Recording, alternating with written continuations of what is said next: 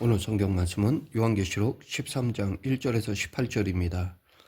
용은 성도들과의 싸움에 자신의 두 하수인을 동원합니다.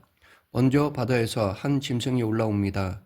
그 짐승은 12장의 용처럼 뿔이 여리고 머리가 7입니다. 차이가 있다면 용은 7머리에 7왕관을 쓰고 있는 반면에 짐승은 10뿔에 10왕관을 쓰고 있다는 것입니다. 그 짐승은 표범과 비슷하고 발은 곰의 발 같으며 입은 사자의 입과 같이 생겼습니다. 이 짐승의 모습은 다니엘 7장에 나오는 네 짐승의 모습을 합쳐놓은 것과 유사합니다. 다니엘이 환상 중에 본 큰 짐승 넷의 모습을 상술하면 첫째는 사자와 같고 둘째는 곰과 같으며 셋째는 표범과 같고 넷째는 10뿔을 가지고 있었습니다. 이 넷은 순서대로 바벨론, 메데, 페르시아, 그리스 제국을 가리킵니다. 요한계시록의 로마는 이 넷을 합친 모습을 띤 강하고 파악한 제국입니다. 요한은 용이 짐승에게 권세를 주었다고 말함으로써 바다에서 올라온 짐승을 12장의 붉은 용과 연결합니다. 짐승은 용의 하수인입니다. 그런데 짐승은 7머리 중 하나의 치명상을 입었다가 살아남음으로써 사람들의 경탄을 자아내고 급기야 용의 권세를 이용하여 사람들의 경배를 받기에 이릅니다. 이는 황제 숭배가 제정되었음을 나타냅니다. 사람들은 용과 짐승에게 경배를 올리며 오직 하나님만이 받으셔야 할 찬양의 억으로 그들을 숭배합니다. 게다가 짐승 자신이 신성모독을 행하면서 하나님의 이름과 하늘에 사는 자들을 비방하는데 그 행위는 42달에 걸쳐 이어집니다. 우리는 여기서 요한계시록이 이 지점에서 짐승이 성도들에게 하는 행동을 싸움으로 간주하는 것에 주목해야 합니다. 짐승은 각 족속과 백성과 방언과 나라를 다스리는 권세를 받았으나 성도들을 다스리지는 못합니다. 단지 성도들과 싸울 뿐입니다.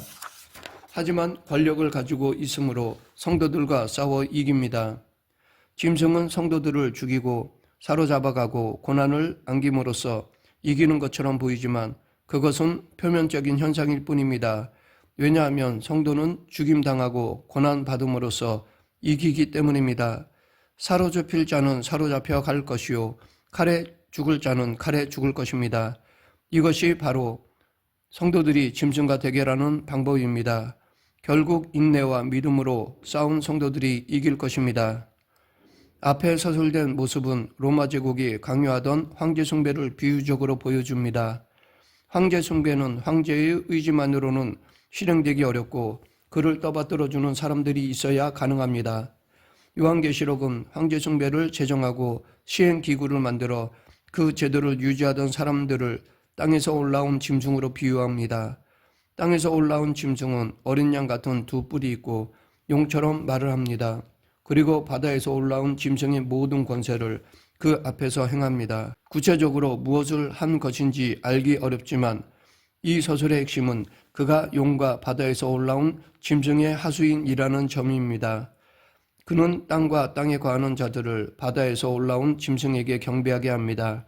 심지어 사람들 앞에서 불이 하늘로부터 땅에 내려오는 이적을 행함으로써 땅에 거하는 자들을 미혹하며 짐승의 우상을 만들고 그 우상에게 생기를 주어 말하게 합니다. 이는 아마도 당시의 마술사들이 트릭을 행하면서 사람들을 미혹하던 행동을 가리키는 것으로 보입니다. 땅에서 올라온 짐승은 황제 숭배를 조장하기 위해 이런 마술을 부려 사람들을 미혹하는 데 그치지 않고 강제적인 수단을 쓰기도 합니다. 짐승의 우상에게 경배하지 않는 자는 몇이든 다 죽이고 그들의 경제활동을 제약하는 것입니다. 그는 모든 사람이 오른손이나 이마에 표를 받게 하고 이 표가 없는 사람은 매매하지 못하게 합니다. 그 표는 짐승의 이름이나 그 이름의 수를 나타내는데 그 수는 666입니다. 요한계시록 13장에서 666이라는 표를 받는다는 것은 짐승에게 경배함을 비유적으로 가리킵니다. 이것은 그 사람이 누구를 주님으로 섬기는지 보여주는 일종의 소유권 표시로서 14만 4천 명이 받은 인과 대조됩니다. 14만 4천 명이 받은 인은 어린 양의 이름과 하나님의 이름입니다. 종말의 사람들은 둘로 나뉘는데 한편에는 하나님의 이름과 예수 그리스도의 이름을 받은 사람들이 있고 다른 한편에는 짐승의 이름을 받은 사람들이 있습니다. 한쪽은 하나님을 주님으로 섬기는 사람들이고 반대쪽은 짐승에게 경배하는 사람들입니다. 그러면 이 숫자는 무엇일까요? 요한계시록은 이것을 가리켜 사람의 수라고 합니다. 그리스어에는 부정관사가 없으므로 관사가 없는 명사는 부정관사가 붙는 것으로 간주합니다. 이 규칙에 따르면 한 사람의 수로 번역할 수 있습니다. 그러면 그 한 사람은 누구일까요? 이에 대해 역사적으로 수많은 후보가 제시되었습니다. 이 숫자를 해석하는 방법은 여러 가지입니다. 먼저 6은 7에서 하나가 모자란 불완전한 숫자이기 때문에 이 불완전한 숫자 셋을 조합하여 666을 만들었다는 해석이 있습니다. 그런가 하면 요한계시록 17장 11절에서 짐승이 8번째 왕과 동일시되는 점을 반영하여 1에서부터 8까지의 숫자를 합하면 36이 나오고 다시 1에서부터 이 36까지의 숫자를 더하면 666이 나온다는 설명도 있습니다. 그러나 많은 학자들은 요한계시록이 말하는 이름의 수가 게마트리아를 뜻할 가능성이 높다고 봅니다. 히브리어와 그리스어의 알파벳은 글자마다 소리값과 함께 숫자 값을 갖습니다. 어떤 이름이든지 이에 따라 그 단어에 정해진 알파벳의 숫자 값을 더하면 하나의 숫자가 나옵니다. 이런 방식을 써서 이름을 숫자로 바꾸는 것을 가리켜 게마트리아라고 합니다. 요한계시록 13장 17절에 의하면 666은 짐승의 이름의 수입니다. 짐승을 뜻하는 그리스어를 히브리어로 음력하고 그 히브리어 알파벳의 숫자를 더해보면 666이 됩니다. 그러나 이 숫자가 짐승의 정체를 밝히는 데는 아무런 도움이 되지 않습니다. 그래서 많은 요한계시록 해석자들은 여기서 한 걸음 더 나아가 이 숫자가 짐승의 정체에 관해 중요한 정보를 제공할 가능성이 높다고 봅니다. 그런 주장을 지지하는 해석자들은 황제 숭배의 대상이 된 로마 황제 중 이름의 수가 666인 사람을 찾았고 후보로 등장한 황제 중 네로가 주목을 받았습니다.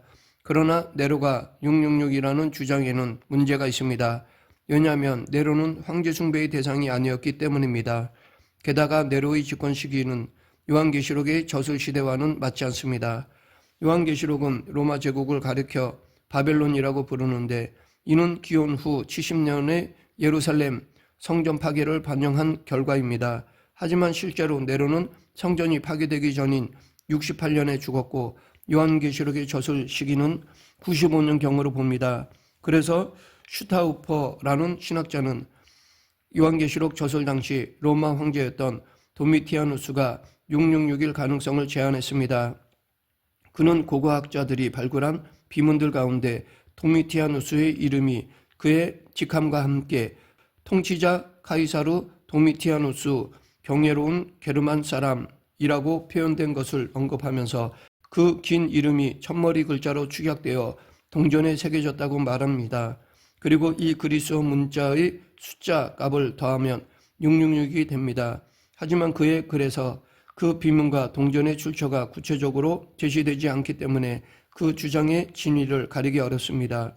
만일 이 숫자가 네로와 도미티아누스를 함께 가리킨다면 둘을 하나로 연결하는 것도 가능합니다.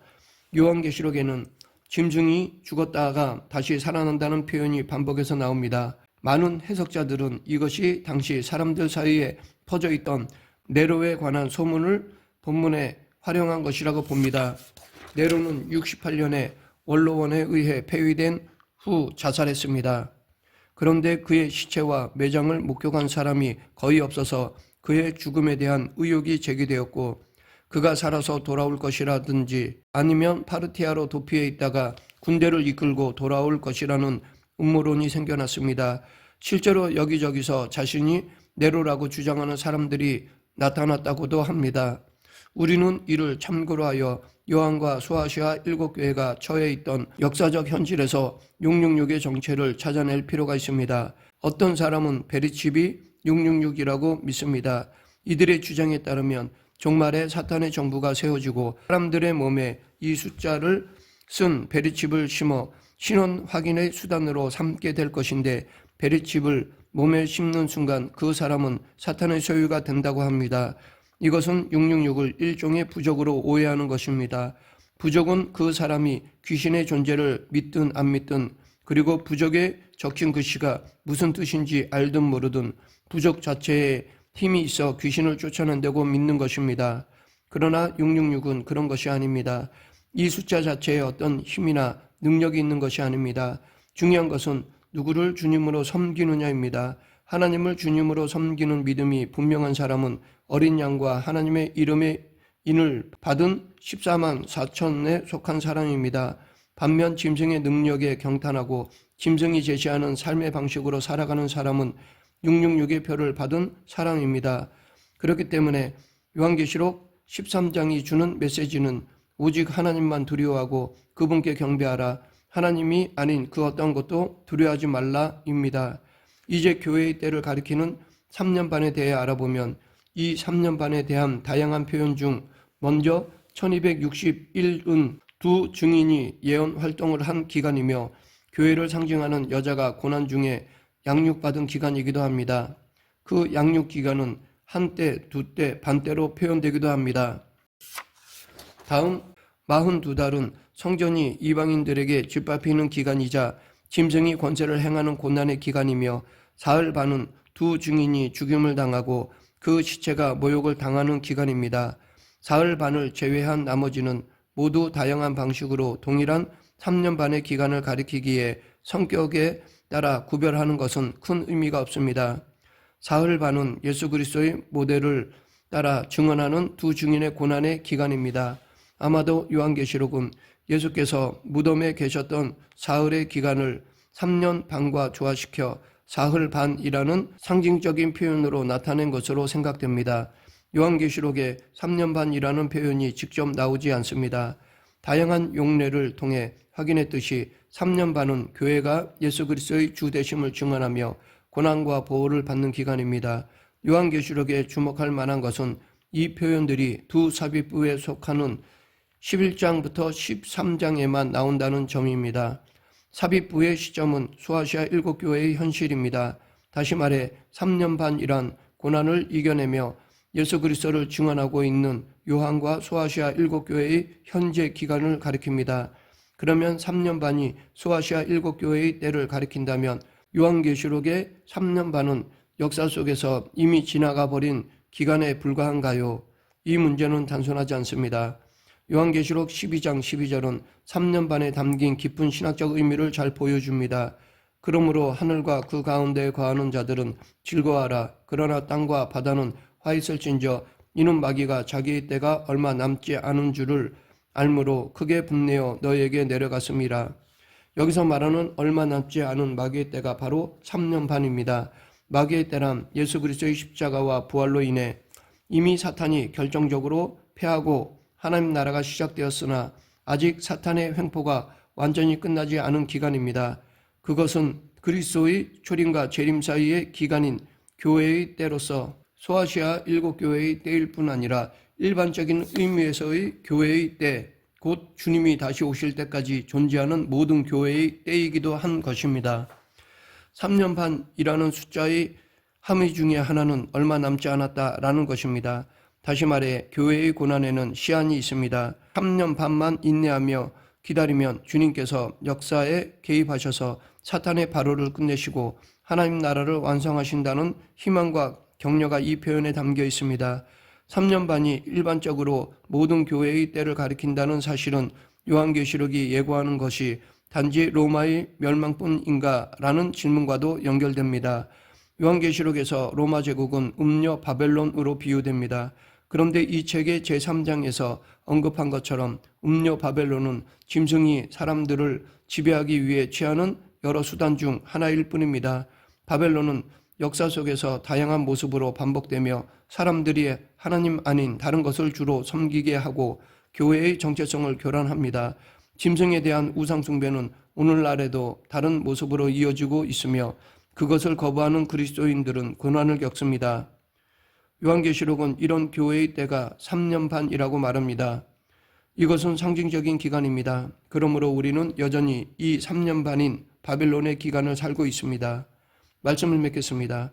요한계시록 13장은 세상의 혼란, 우상숭배, 권세의 집중, 그리고 인내와 믿음의 중요성을 강조합니다. 본문은 상징적 표현이 많아 다양한 해석이 존재하며 역사적, 종교적 맥락에 따라 의미가 달라질 수 있습니다. 이처럼 요한계시록 13장은 종말의 상징적 사건과 신앙인의 인내와 믿음을 강조하는 예언입니다. 우리 모두 어떤 어려움 속에서도 인내하며 믿음을 지키는 그리스도인이 되길 간절히 축원합니다. 기도하겠습니다. 사랑과 은혜가 풍성하신 하나님 아버지, 세상에 핍박이나 고난이 오더라도 항상 믿음을 지키는 저희 모두가 되게 하여 주시옵소서. 예수님 이름으로 기도드립니다. 아멘.